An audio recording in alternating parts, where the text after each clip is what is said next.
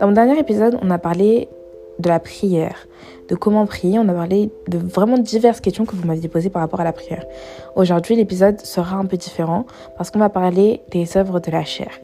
Je crois que c'est un thème que j'ai justement abordé hier et dont on va pouvoir parler aujourd'hui.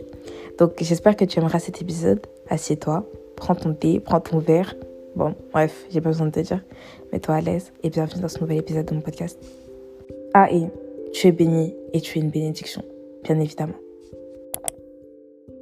Alors, aujourd'hui, on va parler des œuvres de la chair. Alors, ce terme, je ne le sors pas de n'importe où. Je le sors de Galates 5, donc du livre de Galates 5, à partir du verset 19. Donc, du verset 19 au verset 26. Voilà, pour que ce soit bien clair, c'est sur ça qu'on va s'appuyer. Donc, les œuvres de la chair, en grec, parce que c'est toujours important de revenir à la Bible en grec pour mieux comprendre les mots, pour mieux comprendre le pourquoi du comment. Donc, en grec, elles sont appelées ta erga. Ça se prononce ta erga. Donc, ça se traduit par œuvre de la chair, désir mauvais, mais aussi activité de notre propre nature et l'homme livré à lui-même. En fait, c'est ce que fait l'homme livré à lui-même. C'est l'activité de notre propre nature. Et pourquoi je préfère les deux dernières traductions ? C'est parce qu'elles mettent vraiment en lumière le fait que le péché, on n'est pas né avec en tant qu'humain. C'est pas parce qu'on est humain qu'on pêche. On pêche parce que Adam et Ève ont péché et qu'ils ont fait rentrer le péché dans l'humain. Et de là, toutes ces choses que je vais citer sont des activités de notre propre nature. Donc ça, c'est la nature humaine souillée par le péché. Mais là où la donne change, là où les choses changent vraiment, c'est dès le moment où on commence à se rapprocher de Dieu qu'on adopte notre nature.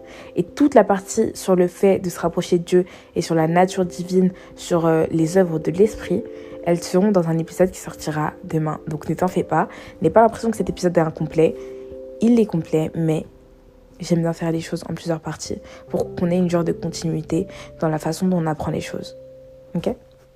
Donc, les ta erga, les œuvres de la chair, on va quand même les appeler les activités de notre propre nature. Alors, elles sont citées dans Galates 5, verset 19. Là, j'ai utilisé la version Bible français courant. Donc, on sait bien comment se manifeste l'activité de notre propre nature, dans l'immoralité, l'impureté et le vice, le culte des idoles et la magie. Les gens se haïssent les uns les autres, se querellent et sont jaloux. Ils sont dominés par la colère et les rivalités. Ils se divisent en partis et en groupes opposés. Ils sont envieux, ils se livrent à l'ivrognerie, à des orgies, et commettent d'autres actions semblables. Je vous avertis maintenant, comme je l'ai déjà fait. Ceux qui agissent ainsi n'auront pas de place dans le royaume des cieux. Mais ce que l'esprit produit, c'est l'amour, la joie, la paix, la patience, la bienveillance, la bonté, la fidélité, la douceur et la maîtrise de soi. La loi ne certes pas contre de telles choses. Ceux qui appartiennent à Jésus-Christ ont fait mourir sur la croix leur propre nature, avec ses passions et ses désirs. L'Esprit nous a donné la vie. Laissons-le donc diriger notre conduite. Ne soyez pas vaniteux. Renonçons à nous défier ou à nous envier les uns les autres. Donc, en gros, ce verset, il parle des différentes choses qui sont dans notre nature humaine. Et après, quand même, le verset 24, ça c'est ce que j'aime. Ceux qui appartiennent à Jésus-Christ ont fait mourir sur la croix leur propre nature avec ses passions et ses désirs. En réalité, je pense qu'on a une genre de fausse identité. En fait, le fait de penser que c'est notre identité en tant qu'humain d'être comme ça, non. J'ai dit que c'était notre nature, pas que c'était notre identité. En fait, tout ça, tous ces péchés ne sont pas dans l'humain, ok ? Ils sont dans la nature humaine, dans la condition humaine. Sauf qu'en allant vers Dieu, tu n'es plus un humain comme les autres. Tu es un enfant de Dieu. Et là, c'est différent. Il y a une dimension divine qui s'active en toi. Donc ça ne s'applique pas à toi. Donc ne me méprends pas en pensant que ce que je dis, c'est que oui, vu qu'on est humain, on est forcément comme ça, on est forcément comme ça. C'est totalement faux. C'est totalement faux. Non, moi, ce que je te dis, c'est que vu qu'on est humain, on n'est pas parfait. On n'est pas parfait. Et il y a le péché qui est rentré dans notre nature.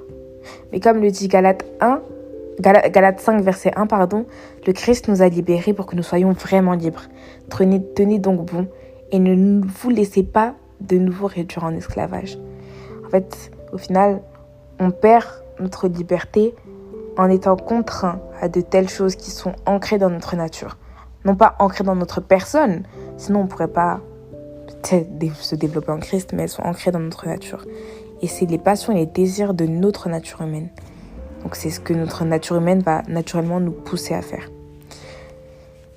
Désolée, j'ai pris vraiment beaucoup de temps à expliquer ça, mais j'aime quand c'est expliqué dans les détails. Je vais prendre la Bible LSG, parce qu'elle est aussi claire à ce sujet. Donc elle dit que l'impudicité, l'impureté, la dissolution, l'idolâtrie, la magie, les inimités, les querelles, les jalousies, les animosités, les disputes, les divisions, les sectes, l'envie, l'ivrognerie, l'excès de table et les choses semblables. En fait, ça, c'est des choses qui sont tout le contraire de qui est Dieu au final. En fait, c'est des péchés et tout le monde dit oui, X n'héritera pas du royaume des cieux, mais prenons cette Bible telle qu'elle est.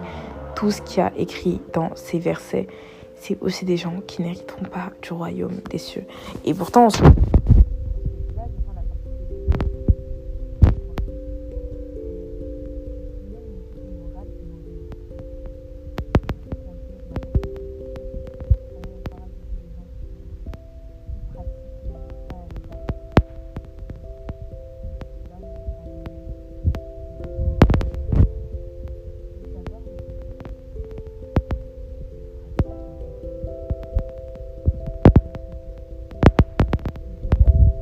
Ils détestent les autres, ils se disputent, ils sont jaloux. Ils se mettent en colère. Ils cherchent à passer devant tout le monde. Ils se divisent en parties et en groupes opposés. Ils veulent ce que les autres possèdent. Ils boivent trop. Ils mangent trop. Et ils font encore bien d'autres choses semblables. En fait, ça, je pense que c'est des choses auxquelles on est exposé, non ? La jalousie. On a toutes déjà voulu quelque chose que quelqu'un avait. Ou peut-être quelqu'un que quelqu'un avait. On a toutes voulu un aspect d'une vie de quelqu'un d'autre parce qu'on se disait que c'était bien mieux que notre situation actuelle. Après, ils adorent les faux dieux. On a forcément... Enfin, pas forcément. Ça nous arrive souvent et c'est courant qu'à un moment ou à un autre, on laisse quelque chose passer devant Dieu. Une relation amoureuse, une relation familiale. On fait des genres de compromis sur notre relation avec Dieu pour garder une relation avec X ou X personnes ou pour être bien vu. On évite de trop montrer qu'on est chrétien, tu vois. On laisse un peu Dieu de côté et on fait de la situation dans laquelle on est notre nouveau Dieu. Ils pratiquent la sorcellerie. Bon, ça, j'ai pas forcément de disputer, de détailler. Ils se disputent, ils sont jaloux. Ils se disputent, les disputes, ah là là là là. Rien que de dire le mot dispute, j'ai déjà mal à la tête. Enfin, je pense pas que quand tu commences vraiment à évoluer en Christ, t'aimes te disputer. En tout cas, moi, j'aime pas. Ça m'énerve, ça me prend du temps, ça prend de l'énergie. C'est nul, quoi. Ça tisse juste la haine et la peine dans le cœur. Ils se mettent en colère. Ils cherchent toujours à passer devant tout le monde. En fait, c'est ça. Je pense qu'il y a aussi cette notion de, comme le disait l'Ecclésiaste, cette notion de que l'homme, tout ce qu'il fait sous le soleil, c'est pour chercher à être meilleur que l'autre.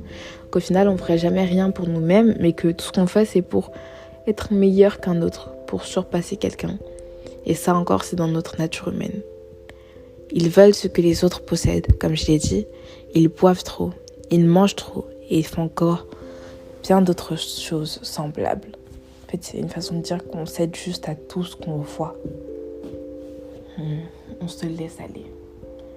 Et je pense que justement, quand on réfléchit, le monde promeut ces principes-là de notre nature humaine. Réfléchis bien, ok ? Ils mènent une vie immorale et mauvaise. Ils se conduisent n'importe comment. Ok. Ils adorent les faux dieux. Ils ont fait de la technologie un genre d'idolâtre. De l'école. Ils ont créé plein de sphères dans lesquelles on est en idolâtrie totale, comme si on en dépendait. Ils pratiquent la sorcellerie. Je pense que j'ai pas besoin de détailler. J'ai pas besoin de... Voilà. Ils détestent les autres. Ils se disputent. Ils sont jaloux. Mais ça, c'est tout. C'est dans les films, c'est surreprésenté, c'est partout, c'est dans toutes les situations. On est toujours en compétition les uns contre les autres. Comme le dit la Bible, ils cherchent à passer devant tout le monde. Ils se mettent en colère. Ils se divisent en partis, en groupes opposés. Même dans notre propre foi chrétienne, on est complètement séparés entre catholiques, protestants, etc. Quand moi, on me voit dans une église catholique, on me dit « Ouais, depuis quand t'es catholique ?» Je suis pas catholique. Mais c'est le même Dieu. C'est le même Dieu. On prie Jésus, on prie Dieu. Enfin, waouh. Ensuite, pardon, je suis désolée. Ils veulent ce que les autres possèdent. Toujours la même chose. On cherche toujours à vouloir plus, à vouloir mieux qu'eux, à être mieux qu'eux, à vouloir surpasser le meilleur des records. C'est aussi ça, hein, c'est aussi pour ça qu'on a commencé à tenir un livre des records. Le but, c'était de voir qui était le meilleur dans quoi, et le but des autres, c'est de le surpasser. Ensuite, ils boivent trop, ils mangent trop. Au final, j'ai l'impression qu'on en fait toujours un peu trop, non ? Je parle pas forcément de manger ou de boire, parce qu'en plus, on va parler du rapport à la nourriture dans un épisode, parce que je pense que c'est super important. Mais je parle de notre façon d'agir. On n'en fait pas toujours un peu trop. Enfin, je sais pas, j'ai l'impression qu'il y a des fois où on est fou avec nous-mêmes à vouloir plaire à tout le monde. Parfois, on est trop gentil. Parfois, on l'est pas assez, justement. Parfois, on essaye d'être une personne totalement différente pour rentrer dans les exigences que d'autres personnes aimeraient qu'on soit, pour rentrer dans des caractéristiques qui ne nous ressemblent pas, pour ressembler à quelque chose, au final, pour se trahir soi-même. Et on pense que c'est la bonne direction. On pense qu'on est dans les bonnes choses. Et au final, on ne l'est pas. Donc là, tout ce que je t'ai décrit, avec beaucoup de peine et avec 11 minutes d'enregistrement, c'était les œuvres de notre nature humaine. En fait, si tu te reconnais dedans, faut que tu te dises que... Faut pas que tu te dises, oui, c'est parce que j'ai fait ça, que le péché est entré en moi. Non, en fait, c'est dans la nature humaine, et non seulement c'est dans la nature humaine, c'est dans le fonctionnement de la société. L'impudicité, le fait de mener une vie immorale, etc., c'est dans le fonctionnement de la société, qu'on le veuille ou pas. Attends, je vais aller prendre ma Bible LSG, là, parce que... Waouh. Je vais aller prendre ma Bible, là. Attends, je vais prendre ma... Non, je prends laquelle ? Non, je prends la BFC. Donc, l'immoralité, l'impureté, le vice, le culte des idoles, la magie, se haïr, les querelles, la jalousie, la colère, les rivalités, c'est des choses grâce auxquelles le monde se sert de nous et il nous dirige. Et c'est pas toi le problème, c'est justement le fait que peu importe ce que tu fasses, la société essaiera toujours de trouver un moyen de te pousser dedans, parce que c'est les travers de l'homme. Même si on a beau essayer d'y échapper, il y a une seule chose qui peut nous aider à échapper. Jésus. Et ça nous ramène à l'épisode qui sortira demain, les fruits de l'esprit. Et ensuite, comment aborder les fruits de l'esprit, comment les avoir en soi. Ça, c'est l'explication qui sera donnée demain. En tout cas, j'espère que cet épisode t'a béni. Et dis-toi bien que c'est seulement la première partie. Okay. Ah, et n'oublie pas de laisser un petit commentaire sur mon podcast, ok? Merci à toi. Je te fais plein de bisous. Bye!